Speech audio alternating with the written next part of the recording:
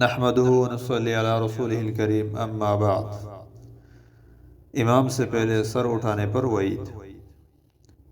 عن ابی ہریرہ رضی اللہ تعالی عنہ ان النبی صلی اللہ علیہ وسلم قال اما یخشى احدکم اذا رفع رأسه قبل الامام ان يجعل الله رأسه رأس حمار او يجعل الله صورته صورة حمار، متفق علیہ۔ حضرت ابو ہریرہ رضی اللہ تعالیٰ عنہ سے روایت ہے کہ نبی کریم صلی اللہ علیہ وسلم نے ارشاد فرمایا، کیا تمہارا ایک آدمی جب اپنا سر امام سے پہلے اٹھاتا ہے اس بات سے نہیں ڈرتا کہ اللہ تعالیٰ اس کے سر کو گدھے کا سر بنا دے یا اللہ اس کی صورت کو گدھے کی صورت میں بدل دے؟ بخاری و مسلم۔ اس حدیث کا مطلب یہ ہے کہ نماز کے ارکان امام سے پہلے ادا کرے۔ مثلا رکوع و سجدے میں امام سے پہلے سر اٹھا لے۔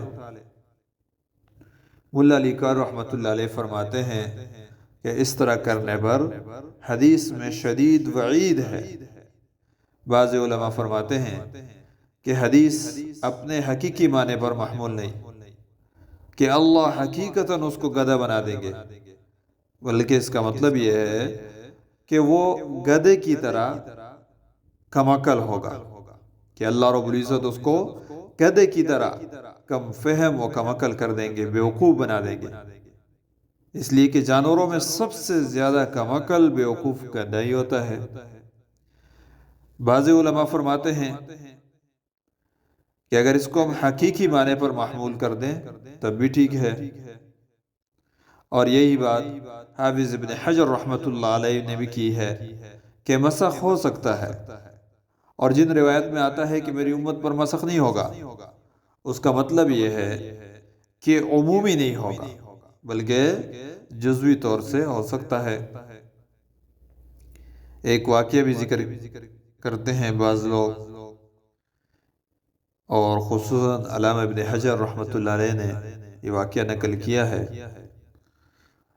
جس کا خلاصہ یہ ہے کہ ایک محدث طلب علم کے لیے دمشق کے ایک مشہور عالم کے پاس پہنچے جو اپنے علم و فضل میں مشہور تھے، مگر وہ ہمیشہ پردے کے پیچھے سے درس دیتے تھے۔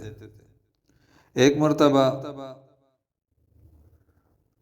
اس طالب علم نے اصرار کر کے چہرہ دیکھا تو ان کا چہرہ گدھے کی طرح تھا۔ انہوں نے سوال کیا، وجہ پوچھی، تو انہوں نے بتایا، جب میں نے یہ حدیث سنی کہ جو امام سے پہلے سر اٹھاتا ہے تو اس کا سر گدھے کی طرح ہو جاتا ہے، تو میں تجربہ اس پر کر رہا تھا، تو میں نے جب تجربہ کیا تو اللہ نے میرا چہرہ اس طرح بدل دیا، گدھے کی طرح کر دیا۔ اللہ رب العزت ہم سب کو نماز صحیح طریقے سے ادا کرنے والا بنائے۔ وآخر دعوانا الحمدللہ رب العالمین۔